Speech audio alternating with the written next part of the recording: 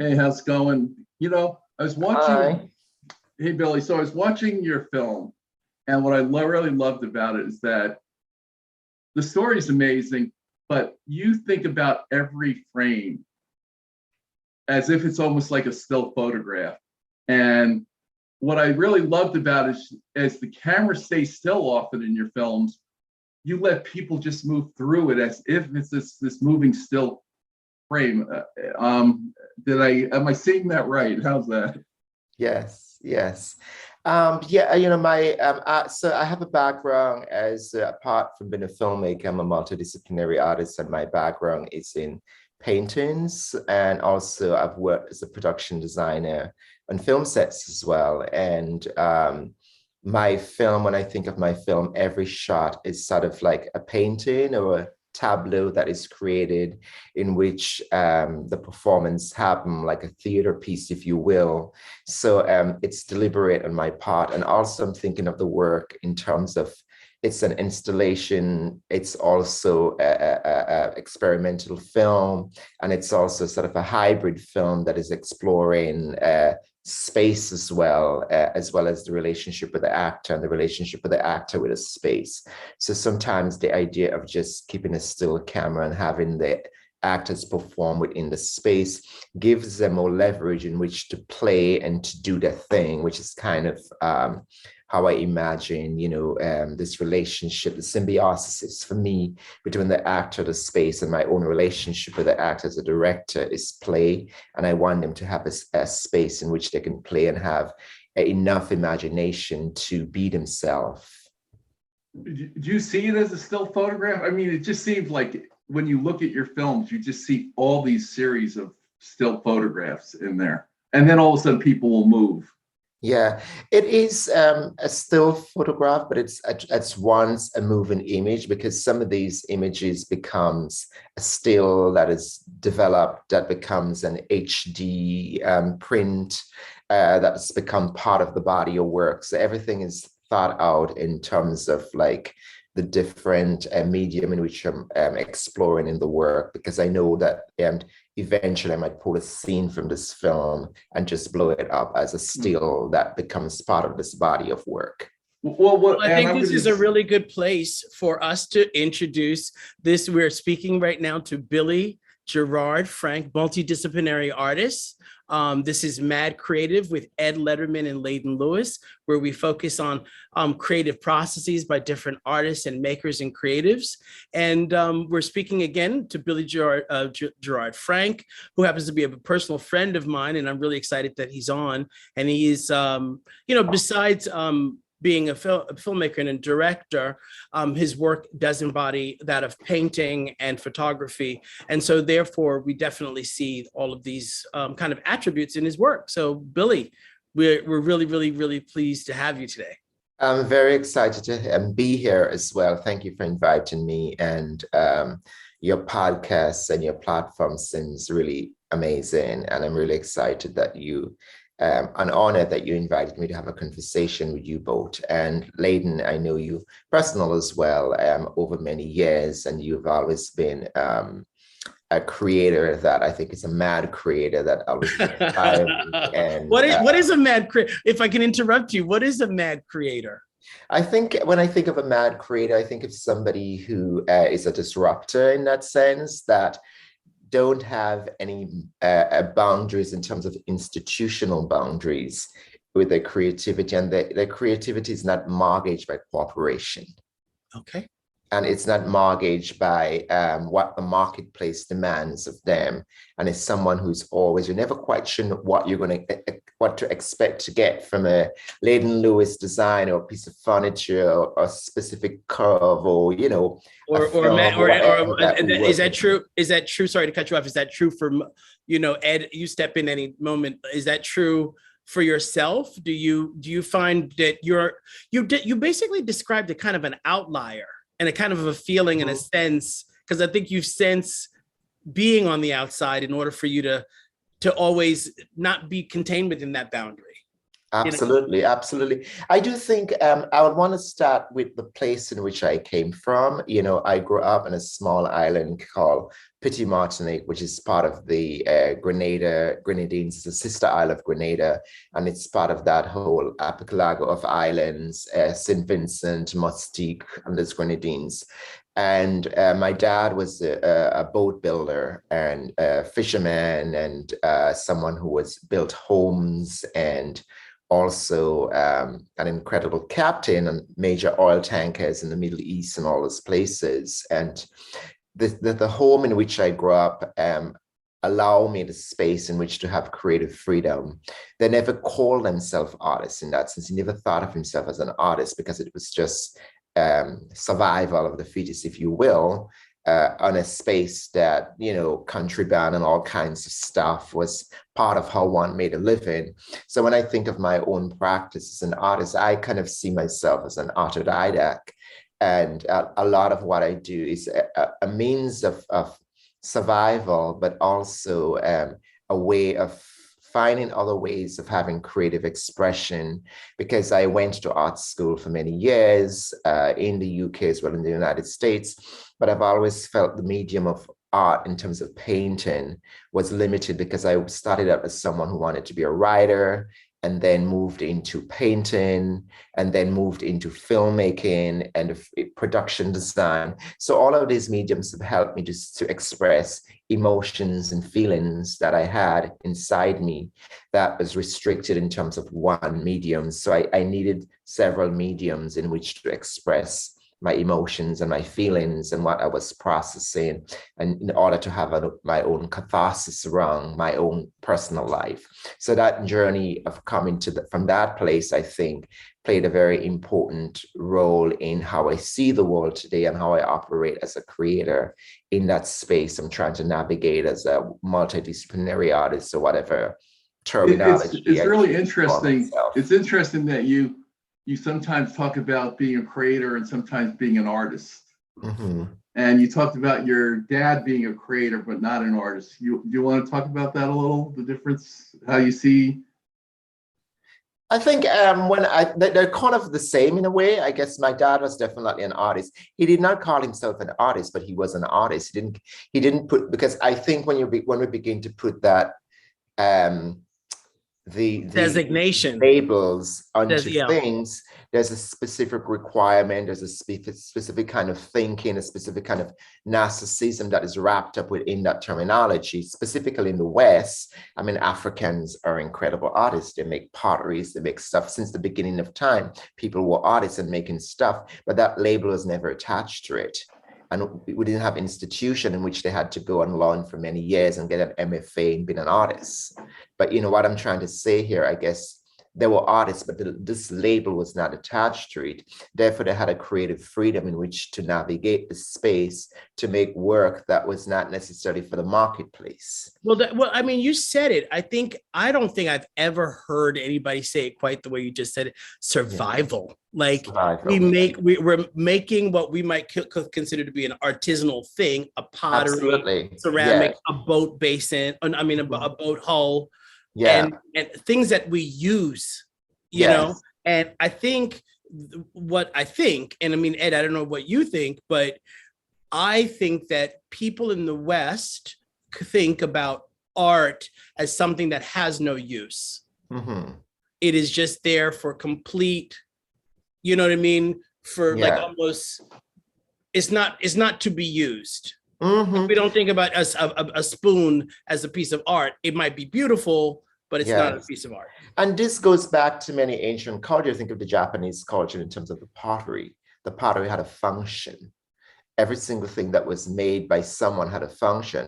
My dad needed to build a boat. He had a function. The function of the boat was to go out to fish or to sail or do whatever. Nevertheless, I think it's the sense of beauty and aesthetic is what they brought to the work, and perfectionism, because my dad would not have built a boat that was, a rough looking boat or a boat. There's a terminology in the Caribbean sometimes called caliwampas. And my dad, caliwampas. What does caliwampas mean? How it's spelled, caliwampas. Okay. I have no idea how it's spelled. Oh, but you I know, don't think anybody knows how it's spelled. I don't think anyone have ever heard it. Maybe on my small island where I grew up is the only place. My dad would look at someone's artwork or their boat or whatever, and it said, "Oh, that boat is a real cattywampus," you know. What he Yeah, meant by that is the boat had no kind of aesthetic, or there wasn't enough thought put interesting. into making the boat. You know what I mean? Because I remember when he was making his boat, there was a certain amount of craftsmanship that had to go into the boat, like how a piece of wood was spliced, the usage of, you know, how the sail was sewn. There was a specific thought that went into it, even though he never called himself an artist, but this idea of beauty. Yes, the search for the beauty within the Yeah, the object. finality of the work had to be beautiful. Yeah. So when you encounter the boat, it's like, oh my God, this boat is so beautiful. Hence the reason his boat went on to win many regattas in the Caribbean, and it was sought after because Wow. he applied a specific kind of rigor to his work. I think perhaps where I get my own sense of aesthetic form in my own practice, maybe it came from that, because I have a specific rigor around my visual representation, how I see a frame, how the in terms of sound, music, costumes, all of that is very important for me. When did you start thinking about being an artist? Was it really young? Like, what was that moment? Yeah. As a young boy and Petit Martinique, I was writing articles for newspaper about the local culture. Again, never called myself an artist. I was more thinking in terms of writing. I was exposed to certain kind of writers, like Jean Rice, who was from Dominica, who lived in the UK. I really loved her work. And she was sort of someone who had created a kind of exile around herself, self-imposed exile. I was exposed to writing, not necessarily to painting. And it wasn't, and even when I went to the UK, my idea was that I wanted to be a writer. It wasn't until I went to the UK that I was exposed to this idea that I could be an artist and I want to be an artist. Though I always drew, I always do things as part of my daily existence in the Caribbean, but it was never with this label of an artist. Why'd you leave the Caribbean? There was a number of things. First of all, the island I was living on had no colleges or Okay. opportunities for further education. And also leaving the Caribbean was a natural path, a natural process for people like myself, the post-colonial generation. Further education in the UK or the USA was part of the trajectory, because there's no real universities or colleges to study specifically in the arts at the time when I was living in the Grenada. Caribbean, So in Grenada. it was important to leave, and this was something that happened going back to the 1950s and 60s, with a lot of Caribbean people who wanted to be writers or artists leaving, all the writers like Stuart Hall and V.S. Naipaul, all the many, George Lamin, the many writers who went to the UK to become writers. Hey, Billy, so what is the process? Like you're telling us your history, and when you start writing, what does that process actually start? Even as a young kid, what does that process look like? You just sort of sit down with a piece of paper? Do you just have an inspiration? No, I'm not that kind of. First of all, I keep an active journal. Mhm. Journaling is a daily. It's a part of my daily sort of routine, and in the process of keeping my journal, ideas and thoughts come to me. I may not necessarily jump on the idea at the time when it came to me, but later it's there, it's fermenting. And usually when I think of work that I'm doing, I always think of it in terms of like, oh, this is going to be a body of work, or this is going to be a film, or I'm reading a book, and there's a line that appeals to me, a certain smell, a certain character, a certain situation that inspire me, and and wanting to, and the desire to expand in that is, I think, how my process sort of work. For instance, boat project that I just completed, Second Eulogy, Man the Gap, that body of work was specifically inspired by family mementos. My dad had passed away. There was years estrangement between me and my dad, and I went back to visit and found a suitcase containing letters that was exchanged between us over the years, maps, letters exchanged between he and his own dad that he was estranged from, and that kind of created that body of work. That was the inspiration, but that took some time for me to process, and because it's a script, I had to, and also paintings and collage and many other things. The process usually is the writing of the script, the writing of the film, and other ideas begin to formulate. It sounds like total chaos. It actually sounds like complete fucking chaos in a lot of ways, which is kind of beautiful, because I think Ed asked you a question as though and I was waiting for kind of gripped with not a linear, but a kind of a form, not a formula either. I don't think he was asking that, but so much of this multidisciplinary, I think is, I actually don't buy that you're a multidisciplinary. I think you're always telling a story in different mediums. Right. You know what I mean? Like, and is that multidisciplinary? I don't know. For me, it's just like, you're an artist, and today I'm going to pick up film, and I'm going to use that, and I'm going to pick up writing. Right. I mean, you do those beautiful resin pieces and stuff, but this whole term of multidisciplinary, where did that come from as well? Isn't that a new terminology that came out of institutions? And I'm gonna try to guide us back to what our podcast, what we really, our messaging is about, which is like, if there was elves in a cave that you use, or is there a soup, is there a recipe, is there a cauldron, is there an oven? What do you think? Where do you go? Okay, fine, we know that is total chaos, and then you decide on an idea. That's great, but when you start, I feel like sometimes you talked about a lot of things that feel a little ancient, and you talked about the West. Some of it feels a little spiritual, and we can't go down that path, because we'll have you back on the show about that. But it feels like you go to this well of a kind of a potency and energy. And I don't know if you want to talk about that, because I think it's a well of energy. Yeah, it is definitely a well of energy, but it's a space, it's creative chaos that is, from the outside, may feel chaotic to someone else. It's like, oh my God, how are you going to work it, do all this various medium? And I always get that from my producer. It's like, when are you going to do this work? It's like, this is madness. When are you going to do this work? Why are you thinking of doing this? This is madness.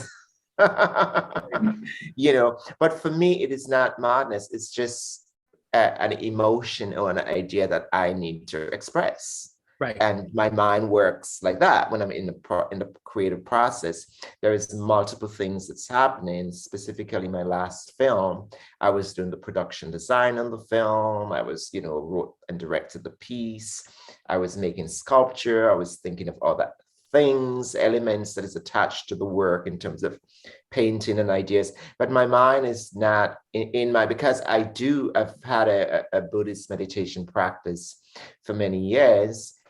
Out of that, I think that has given me a space in which to have a kind of creative liberty or crazy mind, if you will. I think it was Trungpa Rinpoche who made a reference to the spiritual practice as sort of this crazy mind that, you have an energy to do something and you just take the action and you do it. And that's very much how my process works. There's a lot of, writing and text and material and books I'm reading, ideas that is kind of always, sort of populating in my mind of how this is going to come out. But usually the end point of that there is always a roadmap. There is always a plan. There is always a script. There is always, a detail, a graphic of what I'm doing, whether that is a sculpture. For instance, the sculpture that was in the Biennale, that was already mapped out in terms of what I want to do, or it's going to be. And when I went to make the work, it was in my mind finished. So Right. I think I don't know if there's a recipe. Oh, sorry. I don't know if there's a recipe that suits that. I don't think there's a singular recipe for me. For me, it's like there's multiple things happening that is influencing the work or the ideas that is flowing. So with Absence of Love, like I watched that the other day, and does that start out as an idea that's in a journal, or is it say, oh, I have this idea for a film? Mm-hmm. That actually, as I mentioned, it started out of this reading the letters that was between me and my dad, and the letters between he and his own dad, and looking at the images. Already, I knew that was a film. That's definitely lends itself as a film, but it also lends itself as a painting, canvas, collage. The suitcase and all the letters become an extension of an installation. I knew that I had stepped into something powerful here that was the making of a rich film or a rich body of work, because it was very close to my heart and it was very personal, and it's emotions and feelings I needed to process, and it was an extension of early processing and journaling that had already begun. So that process was much easier, and I wrote that script literally in one night. Wow. And what's amazing, and you talk about the chaos of it all, and it seems like the chaos is totally outside the frame. Yeah. Because that film is so beautifully shot, and so like every frame looked just beautiful. Like it's so well thought out. And even the process of shooting the film, even it was a lot of it was sort of chaotic as well, because it was shot in 5 days. And, at the same time, I produce my work as well. So I'm raising money, I'm constantly, so there's this multiple hats that I'm wearing in the process of making this kind of the last body of work. Palimpsests that's at the Biennale right now. I had to raise money in the midst of COVID and go to Grenada and shoot a film that was set in 18th century England. So there was this total chaos constantly around me, but deep inside me, there's a sense of calmness in the process of knowing what the end result is, even though there's multiple people and places I'm trying to navigate, but there's a center that knows what the end result is. And I think that's very much the process of directing for a director. When they're working, there's so many areas of you have to think about and navigate. The Biennale projects are very time specific, because there's a 3 months gap or whatever. So there's a lot that one has to really try to figure out to get to that place. So yeah, I think that it's a beautiful creative madness that has a kernel of something centering. I love the way you said that, Ed, about the chaos is happening outside the frame. I think it's really beautifully said. I think one of the things that I think is true, and I do it in design, is like pulling everything out of the closet and then curating back this moment, the frames that Ed talked about, and these distilled images of your work, of how you tell the story, it's made up of multiple stilled images. This is, one of the things that that I love about Absence of Love is how romantic you are and can be about ideas. Yeah. Do you think that emotionally you're that romantic, or do you contrive it? Are you trying to work my emotions with or are you sentimental? Like where does the romance really live sometimes. You know what I mean? Does that make sense? I do think when I think of myself, I do think I'm a romantic. I love old cities, and I'm drawn to antiquity. I do have some values, I think, sometimes that is quite romantic in terms of like an aesthetic, a kind of a way of living I've cultivated that one would say is a little bit more on the romantic side, a little bit more on the what is that? What is that? Because I think that's really essential. If anybody wants to know Billy, and I've spent some time with Billy Ed, what does that look like for you? Like describe what like the first half an hour of your day is like then. In that kind of romantic way.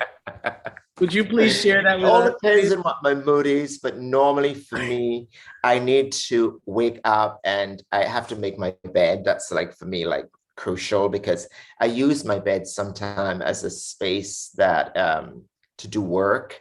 And I love to have books and things on my bed. And I live in a brownstone that is a duplex, and I need to bring up a tray sometimes with my coffee or whatever, toast with some jams and butter. And I need sometimes to sit on my bed with a candle and some incense and read some books. So I need that like 2 hours of, meditation, yoga. 2 hours in the morning, 2 hours. Yeah, okay. It depends on what's happening, but I do need to, wash my face and put some face oil and, put a dash of cologne. And if I'm having a really bad day, I love to wear a lot of jewelry sometimes.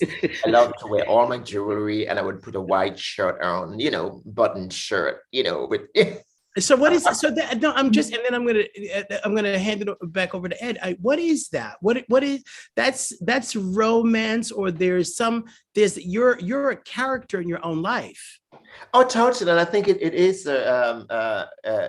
goes back to the practice of self-love and self-appreciation. Okay. And for me, I know I need this kind of propping. I need this type of way of being in order to do the work, the chaotic work, as we've been talking about, that I need to do. So this 2 hours is a space in which I could cultivate and have a centering, because I could wake up in the morning feeling very melancholy for no reason.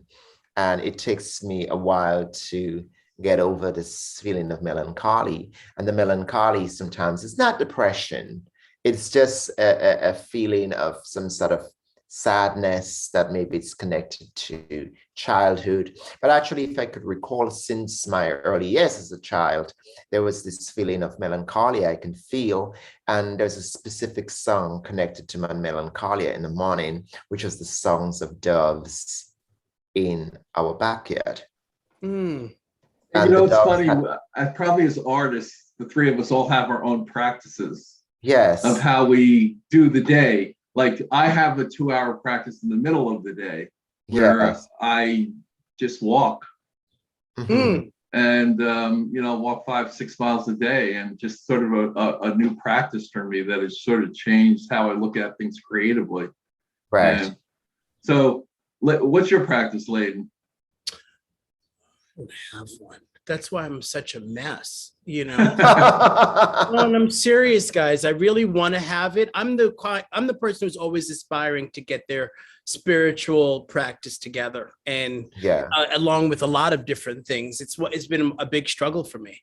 But if I had to say something, I would say it's probably coffee, walk the dog, and unfortunately, I would have probably looked at my phone before I got out of the bed. It's so interesting. I don't. Yeah, sorry. Go on. I think as anybody in life could use that, but I think as artists, having a practice where you start your day probably just sort of adds a little order to that chaos of life. And totally. Yeah. I need I have my coffee. I have my water with my lemon. Ed, trust me. It's an entire novena in the morning of the whole thing, and incense, the whole thing is like. Yes. you And know. the books and reading my journals, I need to, this is what keeps me centered. And a lot of my inspiration comes from this space that I've created. And I need a little bit of it at some point in the evening, sometimes before bed, just to wrap it up. Yeah. Oh, hey, Billy, you talk about melancholy. When I am having a bad day, I will just take my camera and walk. Wonderful. And the day may not get much better, but it'll always get at least this much better. And sometimes it'll turn into magic. You never know. But the idea of walking out with a camera and doing getting back to my creative self always helps when I get into the melancholy or just like, where am I today? Right. Yeah. What do we think that the melancholy is about? Is it just a default state of like that forces us into our better practices so that we could shake them off? I don't know what is it, you know. I think it could just be chemical. It could probably be just chemical. I think a lot of people, because you know, it's easy to think that to go into a narcissism, thinking that, oh, you know, he's an artist, he's like melancholy. Oh, you know, we use that word is overused sometimes to describe certain feelings. But on a daily basis, I think a lot of people struggle and have feelings of sadness, feelings of melancholia. They may not language it in that way. They go about their life because they have to do a 9-to-5 job. They have families, they have stuff that happens. But I think we as artists has more time on our hand in which to sort of like a languor in melancholia. But this is not a lot of people don't have access to that kind of, even the time to like indulge, you know, in that kind of melancholia. So over the years, you know, when I was younger, I used to have this romantic notion. It's like, oh yeah, I'm in my melancholia, you know, Paris, Baudelaire, Flaneur, you know what I mean? No, but fuck that. It's totally fuck that. And it's so funny because I come from a totally different place where I don't get in that melancholy space. It's just what I do. I know what to do. But I start my day off with a gratitude practice. Like, I can't believe that I've been doing this for 40 years. And it's my first thought of the day is that, oh, wow, we're 40 years in one day. We're 40 years, you know, this is amazing. That's a great practice. That's amazing. That's amazing, Ed. I did not know that you started the day off with a gratitude. Oh, yeah. No, every day. It's just like, I'm just laying there. I said, I can't believe that I'm on my own 50-yard line. You know, I have the best seat in the house for myself. Yeah, which is a very Buddhist kind of practice in a way, because, you know, we only have today. And I do think this is Zen Buddhist prayer, I've forgotten it right now, where it gives gratitude to this day that we have. And this is the only day that we have that we could have died today. But going back to that business around melancholia, I had brought that up one time. I think it was one of my Buddhist teacher, and he, you know, mentioned that, you know, we could be walking anywhere in the street and a sudden sadness washes upon us, but it does not always belong to us. It's kind of comic. It could belong to something collective. It's a wave, like a wave that you got caught. Exactly. It's an energy. It's something karmic. It could be ancestral. But melancholia that we feel is not always personal. So to take this heavy weight off us of like, oh my God, why am I so sad today? Why am I so depressed or whatever? And when you begin to think of it in terms of it's collective, it's not just my sadness, it's other people's sadness. Yeah. I mean, we live in a relational world. Oh, listen, ever since I was even a little kid, I always remember saying I could never be 100% happy. Yeah. When people are struggling in the world and people are just suffering. So there's that part of me that says, oh, you can never be 100% happy, even in any moment, because you're talking about empathy and compassion. Absolutely. And that's the space in which one develops becomes a bodhisattva in that sense, to have some compassion for other people's suffering. So maybe, and you know, the practice that was given to me when this feeling come over me is to then turn it around, like, may all beings have happiness. May I have happiness. May all beings be free from suffering. May all beings dwell in equanimity and absolute bliss, or whatever the prayer is, this Buddha sat for prayer. So that actually is a good way to counteract this heaviness that surrounds us all on a daily basis, because I think a lot of people feel deep, profound sadness on a daily basis. Oh yeah, I would agree with you. And I think I think there's a lot of shame connected to having those feelings, because the minute that someone does feel a feeling, feeling that it's associated with something bad. Right, because the echo chamber out there through social media and what have you promotes this idea that all of us have to be always happy and successful. And, I'm not. Yeah, and you know, at the end of the day, I don't even like the word. I think of the word as joy versus happy.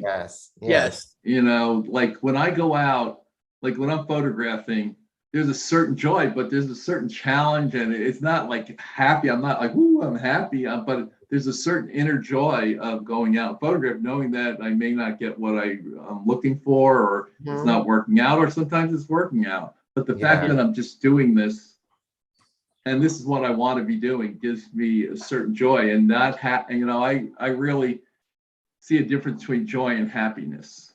Yes. Happiness seems a bit artificial, doesn't it? Like it almost feels. What is the challenge with the word happy, Ed? Like what is happy? You know, I think happy is just like that momentary moment. You hear a joke, you're happy, you know, or somebody says something funny, you're happy, or or something just happens where somebody does something really great for you and you're just happy in that. So I see happy as a momentary moment, while joy isn't always about smiling. Sometimes it could be about melancholy. You know, it could be about just could be about who you are as a person and doing what you actually want to be doing in life. Something innate. What were you say, Billy? I'm sorry. I said something that is much more innate. Yeah.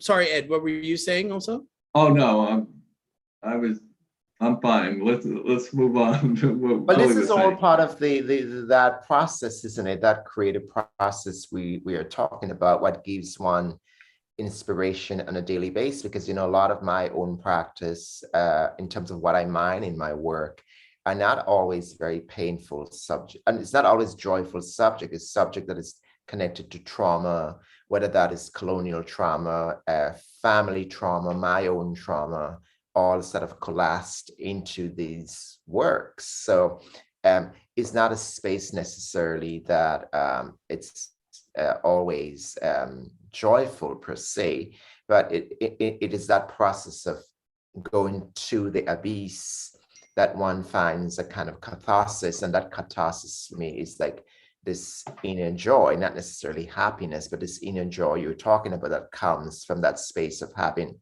worked through something painful. You know, you're looking. Unfortunately, I have to answer a text. Just hold on. Keep going. No.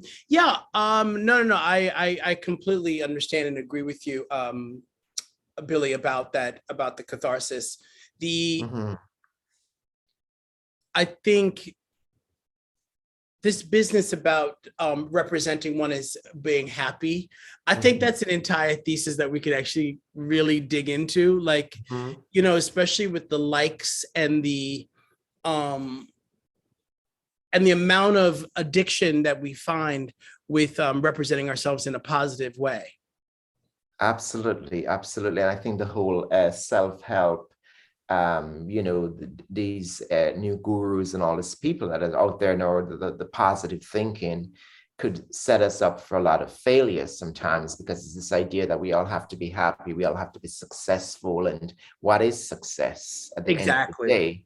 And so much of, you know, what we see out there is this kinds of this narrative around we have to be these super successful people in order to get likes, in order for anyone to even accept us within certain space in which navigate in, and people never really see you as who you are as a whole person. No, there is a part of the world that social media feeds which is transactional and not interpersonal. Yeah. You know, I call it the death of creativity. Absolutely. Yeah. Yeah, it And is in very true. And yeah, and I would say I would say as a creative, an artist, whatever, I have to be protective of myself because and really be very mindful around social media. Yeah. Yeah. And for me, I think that's the space where one never goes to define creativity, because what you find there is, or inspiration, what you could find there, because we think by looking at all this other people's work and what they're doing, that is some are going to say, oh, look what this person is making, this artwork, blah, blah, blah. And that's going to somehow or the other inspire our own creative process. But actually, for me, it's a space where there is a lot of compare and despair. Oh, And totally. I had seen myself doing it over the years. And at the end of the day, when it appear that these people are having this fabulous creative life, and then I begin to diminish my own process and my own creativity. So if anything, that's the space I don't go through to get any kind of affirmation. Oh, absolutely. I agree with you. I mean, the one space I don't look at is I'll look at any kind of art, but I don't look at photography a lot because it just like it goes to compare and despair. It's like, oh, they're way better than I am. And Oh, interesting. you know, so I don't even go there. I don't look at a lot of photography, you know, except old masters and, you know, people who've influenced me, you know, throughout my life. I'll look at that, but I tend not to look at a lot of photography. So is that, Ed, is that a competitive or competition issue? No, it might be a little competitive. I mean, I have a competitive side to me, but and so there's probably that in there. But I think most of it is that, oh my God, this looking at this person's great work is fucking me up. You know, Right. In other words, it's getting in your mind. Yeah. Yes. And what can I do? What do I need to do to change? Where I'm fine just the way I am. You know. Right. Oh my God. Right. Yeah. This Well, is so true. it is. I mean, I think on that note, what do I need to change?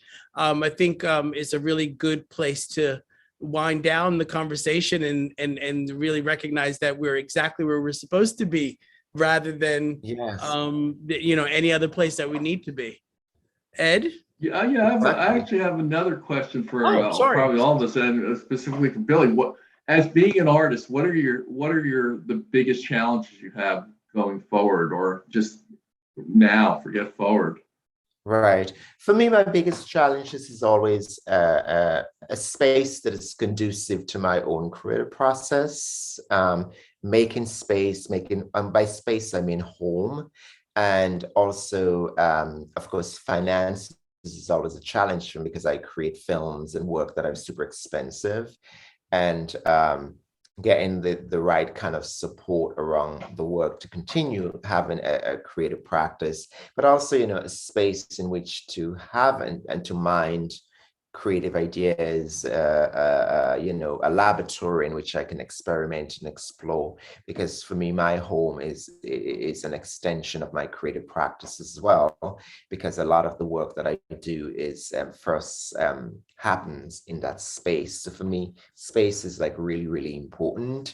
I'm also a Taran, and I think part of my nature is to be very grounded in home and aesthetics and a certain kind of beauty around me. So that for me is always a challenge in how to create that, because on some levels my life is sort of a nomadic in terms of traveling, developing projects. So my challenge in life has always been a space in which I can have a meditation practice, I can have my creative life, and having the right amount of support around me financially in which to have that as well. So I think that's a good space, and I'm affirming that I am just where I needed to be right now, and my visions in terms of larger visions could always get ahead of me. But just for today, I have the space that I need to be right now in which to create. Yeah, so you're in a great space in that you're not living, you're looking for support, you're not in an echo chamber. Mm-hmm. And that's, so many, or I mean, I get caught up in the echo chamber all the time, but yeah, How about you, Layden? What do you mean the echo chamber? Of hearing my own voice and not getting feedback and not, getting support. And Oh, are you talking about from other people to look at your own work? Like not even look that, at your own work, but just look at your creative process and have a Oh, conversation about what that, I think that's what this podcast is about, is like looking at different creative processes from different artists. And we're hearing one really clearly from Billy, which is, well, I have this amazing creative process, but I need a really stable home. Like, and I'm not saying the home's not creative. I mean, I'm looking at it as very creative, but it's like, Billy, do you see his home as a creative space or not a place just to really just meditate, and or maybe those are the same thing? Well, all of the above. For me, home is a space in which I entertain friends, but also the most important thing is where a place I come to and feel enriched in my own process, my own life. And I think the challenge specifically right now for a lot of artists living in big cities like New York is the search for a home. And a home could be the space in which they create from, or whether that is their home could be their studio. But because of the issues that we have around real estate and finances right now, it's a real challenge, I think, for a lot of artists, because a lot of artists have to live with many roommates and situations that are not necessarily conducive to the creative process. Because I do think a part of being an artist is the need for solitude in which to create work and a space that is conducive to make a certain kind of creative work and support for that. So I don't think we have probably enough support for the arts here. When, as I say, in Europe, I'm not to say that I'm thinking that Europe is, a bed of roses in that sense, but there's definitely a lot more support there for the arts, specifically individually, so they can create and make work. I think that is something that we don't have a lot of respect for all the time here in big cities. That is, everything is mortgaged, everything is, based on capitalism. Yeah, totally. And in the 80s in New York, that was completely different. Exactly. And it was like everybody wanted to be an artist, and now everybody wants to be a headphone manager. Yeah, I mean, it really is. It makes me very sad. It makes me. I mean, it's very sad. Well, I think artistic currency will come back. Yeah. I think artistic currency hasn't been lost. I just think it's more commodified versus, what is that person possibly poetically saying? Yeah. I don't know. I don't want to make a big generalization about it, because I think multiple things are happening in at the exact same time. Right. Well, I'm going to ask the question that some of you guys would ask, which was, being African American artists, in this time. Black men. Black men. Okay. Black, queer, gay. Global, queer, European, African artists. I wanted to make it as uncomfortable as possible. Black, queer, and from the Caribbean. Yes. Now we can start. Now look at Ed is turned into a peach right in front of us. Okay. I am like. So what is the question now, Ed? I have no question. I will say that one of the things that really impressed me about Mind the Gap was, since we were rounding back around, what does it mean? I think, of course, we know part of the story. I think I know part of the general answer to that question. But for Billy, specifically for you, when you were making your film, and one of the, I think I was kind of trying to tease it out when I asked, why did you leave Grenada? Is being, I don't think it's an issue about being Black in Grenada. I think that's okay. What other circumstances could have forced your hand, like was a part of the contributing factor of like, and has that changed in terms of your own personal history and what you might see in the future? And being gay, which is what we said at the time, being gay was a major factor. I was very much aware at a very early age that I have different tendencies and desires, homoerotic desires. That was not part of the text and the way of being for a lot of the people around me. I did not have a name for it, but I knew that instinctively that I was different. And I knew there was not a space for me in which to express queer desires, and any sort of desires that was expressed in that space was considered shameful, or there was a lot of homonegativity attached to being gay in the Caribbean. So I'm gonna ask you to pause right there for a second, because I wonder, for me, I know being Black now, just taking the same frame of mind about all that kind of what seems like a compression of anxiety around being gay. Yeah. Do you feel sometimes in spaces today, whether it be in Grenada, UK, Venice, here, whatever, that being Black actually triggers some of those same feelings of shame? Does that make sense? I think one is constantly carrying around various kinds of feelings. For someone who is Black and queer, there is multiple feelings at the same time that one is processing. It's a lot of emotions around like Black, but also being queer. And but I try nowadays not to dwell too much. And but I guess my question, I guess, actually my follow-up is, whose eyes are looking when do you know what I mean? Yeah. Whose eyes are looking when you're starting to have those feelings? Well, specifically in the Caribbean, when I was there, to go back to that question, it was definitely the neighbors and the people.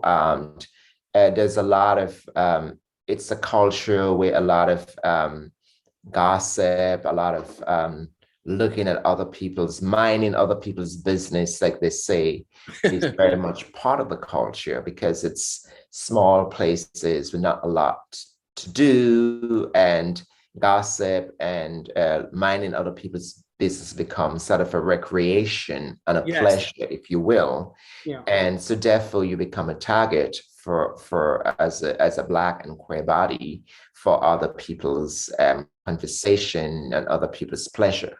Right.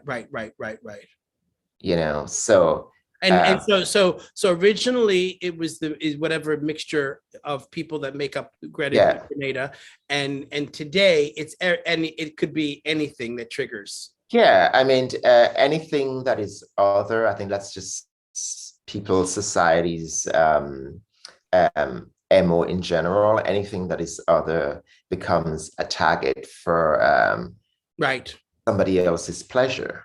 Because the gossip, when you think of the gossip is really juicy and really connected to a lot of pleasure, and like, oh yeah, look at that person, and like, why is his hair like that? And, look at that man, or look at that woman, she's so fat, and it's just like, it makes one feel better than.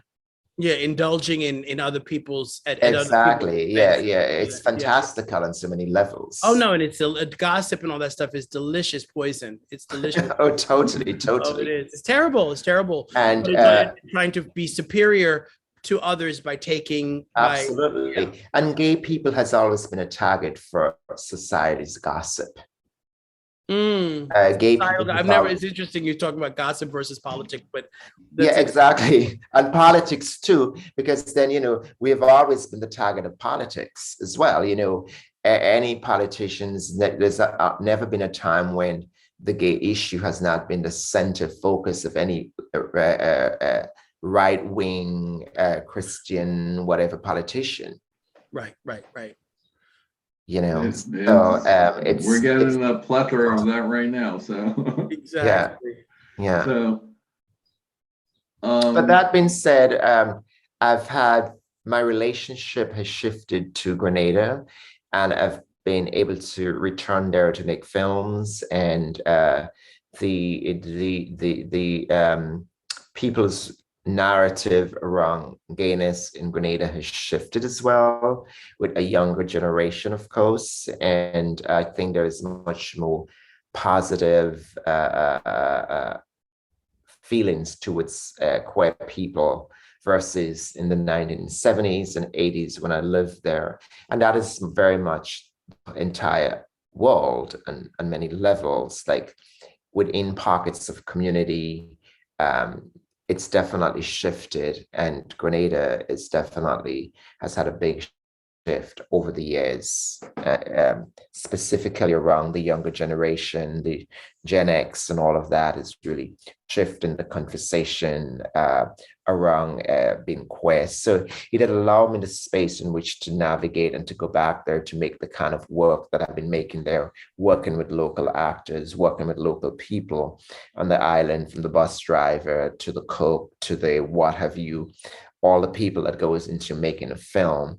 And I've never had any kind of homonegativity towards me or my crew. And I work a lot with some of the queer people on the island as well. So I would say that my relationship has shifted by the very notion of going back into my own father's archive and going back into the spaces that was fearful for me. I was able to change my own narrative over the years around the Caribbean. What I'm actually hearing from you is that Grenada is a big influence on your art, and absolutely, yeah.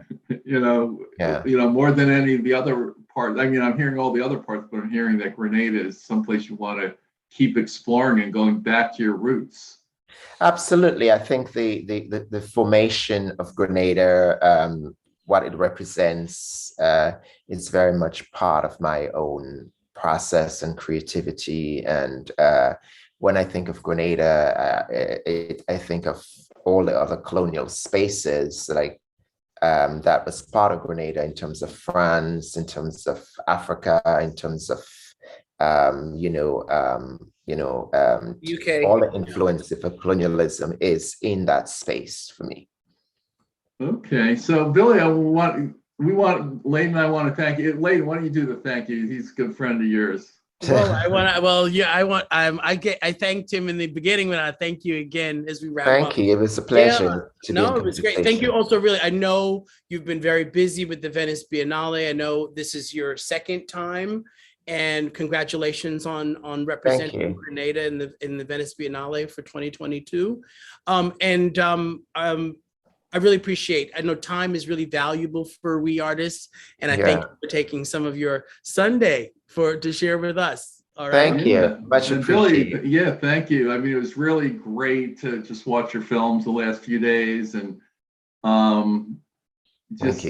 just looking at your aesthetic was amazing. And it really, I have always thought about, why don't filmmakers make visually beautiful films also? You know, they're commercially beautiful, you know, from a commercial, but this was like real art and almost architectural photography at times. Well, and dioramic. Yeah, dioramic. And I'm gonna get us out, but I have a quick question for you after this, Billy. So hang on there, okay? You're stopping the recording? Yeah.